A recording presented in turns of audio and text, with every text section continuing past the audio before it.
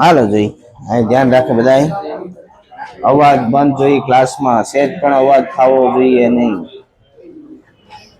જેને બોલતા ભાળી ગયો ડાયરેક્ટ ક્લાસની બહાર કાઢી મૂકી. હમણાં બધી પ્રોબ્લેમ છે ભાઈ, આગળ જામ થઈ ગયું છે, આંખમાં વાયરસ લાગી ગયો લાગે.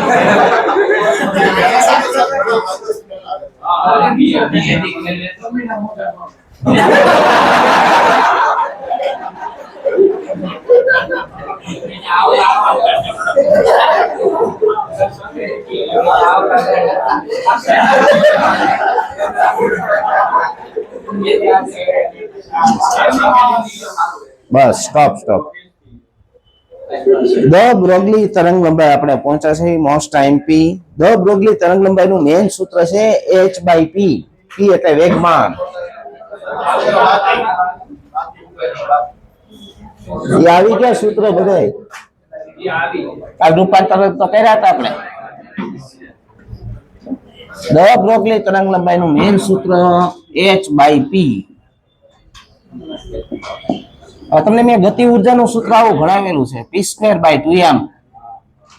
તો p બરાબર શું લખાય? આ મૂકો વેગમાનની જગ્યા આ સૂત્ર. તો ધ બ્રોગલી તરંગ લંબાઈનું સૂત્ર ગતિ ઉર્જાના સ્વરૂપમાં થાય h/√2mk. હું તમને દાખલા કહું ને ઉર્જાના સ્વરૂપમાં ધ બ્રોગલી તરંગ લંબાઈ નું સૂત્ર બોલો તો આ બોલવાનું. આમાં ઉર્જા આવે છે, જાહેરી ઉર્જા. હાલો હવે તમને યાદ હોય તો આપણે કાલ ભણાવ્યું હતું કે બરાબર થાય qv. કે બરાબર qv મૂકો તો વોલ્ટેજ ના સ્વરૂપમાં શું લખાય? h/√2m qv. વોલ્ટેજ ના સ્વરૂપમાં દાખલો હોય ને તો આ સૂત્ર મૂકવાનું. વોલ્ટેજ આવે છે, જાહેરી વોલ્ટેજ. હાલો હવે તમને યાદ હોય તો આપણે વાયુનો ગતિવાદ ભાગ ભણાવ્યો, એમાં અણુની ગતિ ઉર્જાનું સૂત્ર આવું છે 3/2 kBT. અણુની ગતિ ઉર્જા આ મૂકો અહીંયા 3/2 kBT મૂકો તો આ 2 ને ઓલો 2 ઉડી જાય. શું થાય?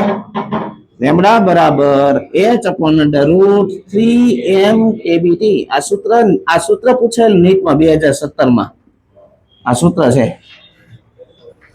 તો બોલો આ ક્યારે મૂકવાનું સૂત્ર? ગતિ ઉર્જા આપણી પાસે હોય દાખલામાં તો આ મૂકવાનું, વોલ્ટેજ હોય તો આ મૂકવાનું, તાપમાન હોય તો આ મૂકવાનું. હાલો હવે અહીં ધ્યાન રાખો, આપણી પાસે ગણતરી માટે કેલ્સી હોતું નથી. આની કિંમત તમારે બધા કણ માટે યાદ રાખવાની છે. ઇલેક્ટ્રોન માટે આની કિંમત, ઇલેક્ટ્રોન માટે કરશો ને તો h ની કિંમત આવડે 6.625 × 10⁻⁴ ઇલેક્ટ્રોનનો દળ, 9.1 × 10⁻31 ઇલેક્ટ્રોનનો વીજભાર, 1.6 × 10 આ કિંમત મૂકશો ને એટલે આની કિંમત આવશે 12.27. કેટલી? √v. આ તમને તરંગ લંબાઈ એંગસ્ટ્રોમમાં મળશે. આના દાખલા નીટમાં 4 દાખલા છે, ખાલી વોલ્ટેજ મૂકજો એટલે જવાબ આવી જાય. એક 100 આપ્યો હોય કે 10,000 આપ્યો હોય. 100 આપ્યો હોય તો 100 નું વર્ગમૂળ 10 એટલે 1.22. 10,000 આપ્યો હોય તો 100 નું વર્ગમૂળ 10,000 નું વર્ગમૂળ 100 0.122. આ બે દાખલા પૂરા થઈ ગયા નીટના. એકમાં 100 આપ્યું હતું ને એકમાં 10,000 આપ્યું હતું. હાલો હવે પ્રોટોન માટે આ રાઉન્ડ કર્યો ને એની કિંમત પ્રોટોન માટે થાય 0.286/√v. આ પ્રોટોન માટે. ડ્યુટેરોન માટે કિંમત થાય 0.202 ડ્યુટેરોન માટે. આલ્ફા કણ માટે એની કિંમત થાય 0.101. આ બધી કિંમતો યાદ હોવી જોઈએ. જે કણ હોય એના માટેની કિંમત, વોલ્ટેજ ખાલી મૂકવાનો રહે તમારે, દાખલા જવાબ આવી જાય. અત્યાર સુધી નીટમાં આના દાખલા પૂછાણા છે. 4 દાખલા છે નીટમાં, ખાલી વોલ્ટેજ મૂકી દે એટલે જવાબ આવી જાય. હાલો મેં તમને ડ્યુટેરોન અને પ્રોટોન વચ્ચેના સંબંધો લખાવ્યા, ફરીથી એકવાર લખાઈ દઉં છું. ડ્યુટેરોનનું દળ પ્રોટોન થી બમણું હોય. ડ્યુટેરોનનો વીજભાર પ્રોટોન જેટલો જ હોય. આ ડ્યુટેરોનના સંબંધ. આલ્ફાના સંબંધ, આલ્ફાનું દળ પ્રોટોન કરતા 4 ગણું હોય. આલ્ફાનો વીજભાર પ્રોટોન થી ડબલ હોય. આ લખીને આવજો, આવ્યા જાગશે તમારા દાખલામાં 2 વસ્તુ, ડ્યુટેરોન અને પ્રોટોન, આલ્ફા કણ.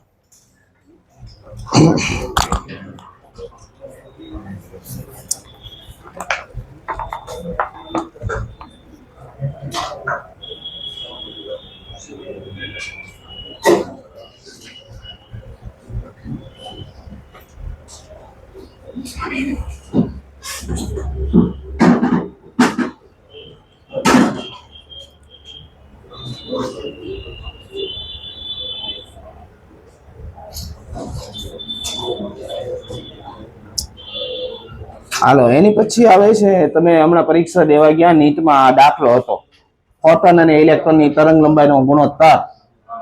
હાલો જી, ફોટોનની ઉર્જાનું સૂત્ર બોલો જ બધાય. E બરાબર h f બરાબર c બાય લેમ્ડા. તો આ કોની તરંગ લંબાઈ થાય? આ ફોટોનની ઉર્જાનું સૂત્ર છે, તો આ ફોટોનની તરંગ લંબાઈ થાય ને. ફોટોનની તરંગ લંબાઈ કેમ લખાય? hc by e.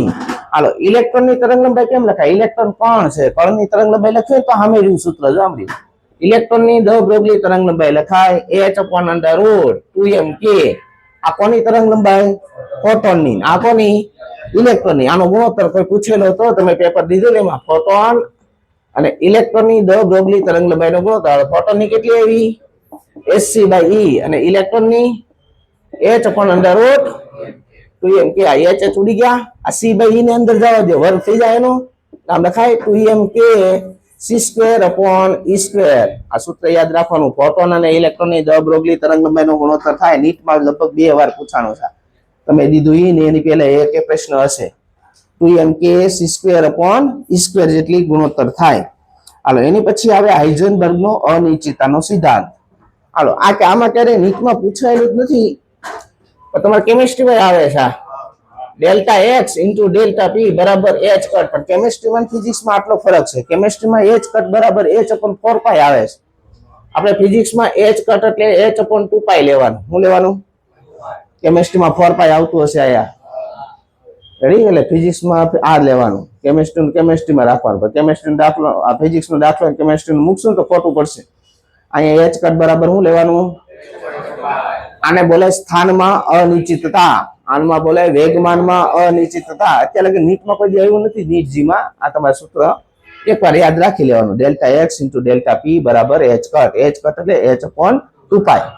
હાલો હવે આ સૂત્ર ઉર્જાના સ્વરૂપમાં લખવું હોય તો આમ થાય. Delta T into delta E into delta T બરાબર h કટ એટલે h/2π. પછી તમારે લખવું હોય વેગમાન અને કોણીય સ્થાનાંતરના સ્વરૂપમાં delta L into delta theta બરાબર h કટ. રેડી? હાલો ન્યુક્લિયસની અંદર ઇલેક્ટ્રોનના સ્થાનની અનિશ્ચિતતા. ન્યુક્લિયસ હોય, ન્યુક્લિયસ તો ખબર છે ને, આ કેટલી ત્રિજ્યા છે? હા, તો ઇલેક્ટ્રોન અહીંથી અહીંયા સુધી રહેવાની સંભાવના રહે ને, અહીંથી અહીંયા સુધી. તો સ્થાનમાં અનિશ્ચિતતા કેટલી આવે ઇલેક્ટ્રોનમાં? 2r જેટલા. આવું આવે છે ને કેમિસ્ટ્રીમાં બધી. આ સ્થાનમાં અનિશ્ચિતતા 2r મૂકો તો 2r નીચે જાય. તો વેગમાનમાં અનિશ્ચિતતા કેમ લખાય? h/2πr 4πr 2r નીચે જાય એટલે 4πr. હાલો એની પછી આવે ફોટોનના ગુણધર્મ. પેલો ગુણધર્મ તમને ભણાવી દીધો. ફોટોનની ઉર્જાનું સૂત્ર શું છે? hf. f બરાબર c by hc by e ની કિંમત કેટલી? 12,375. પછી લેમ્ડા કેમાં મૂકવાનો? તો ઉર્જા ડાયરેક્ટ કેમાં મળશે? ઇલેક્ટ્રોવોલ્ટમાં. હાલો એની પછી આવે બીજો મુદ્દો, ફોટોનનું દળ.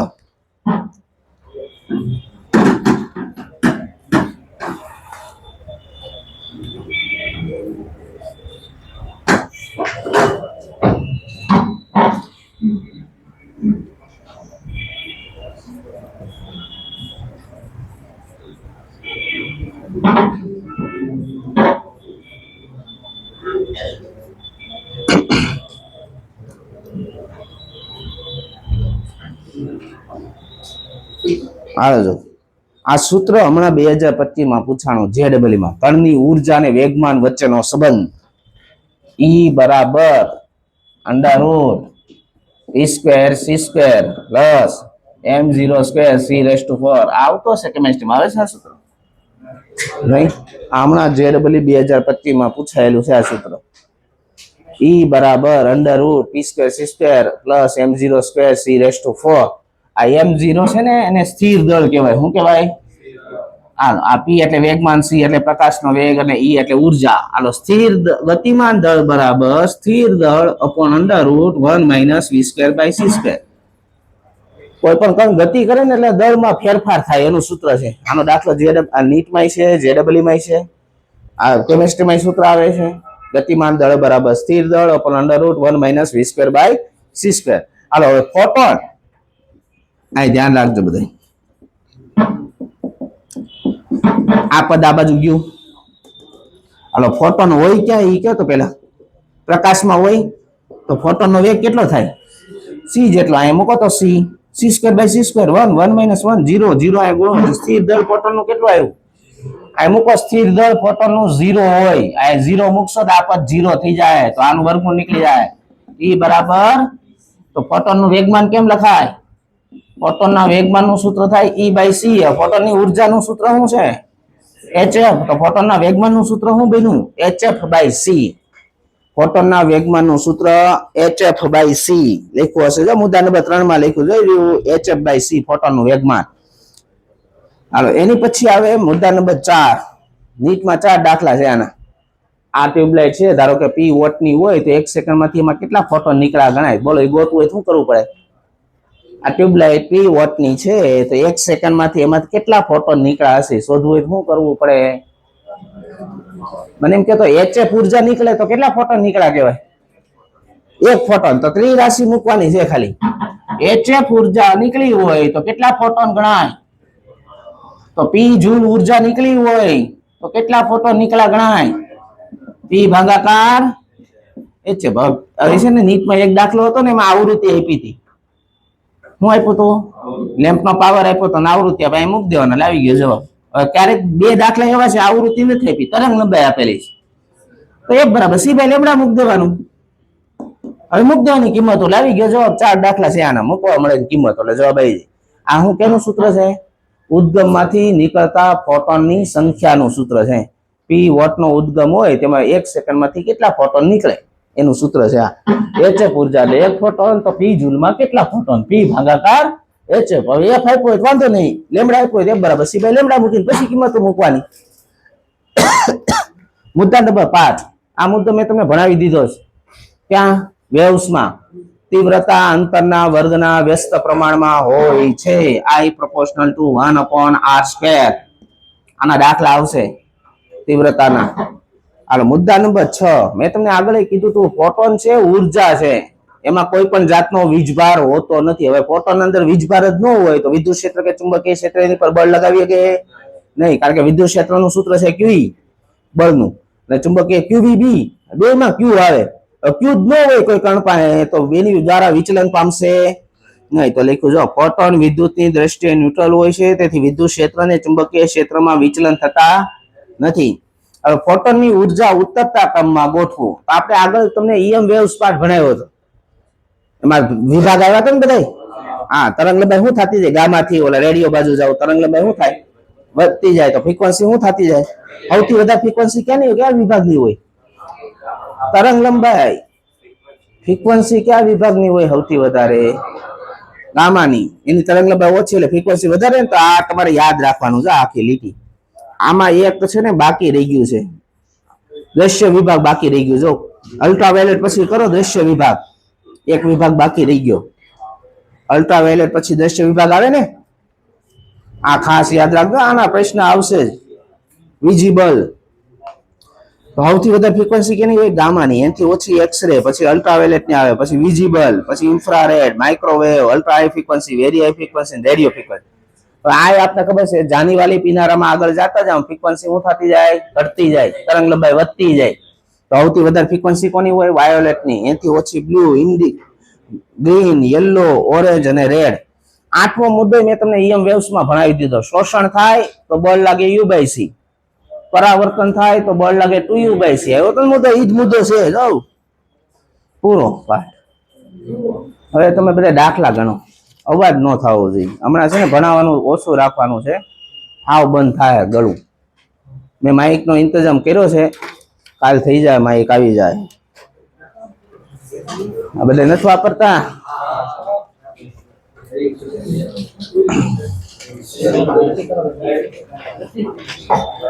મેં કીધું જે થોડું થોડું હાલે હાવ બંધ નથી રાખવું.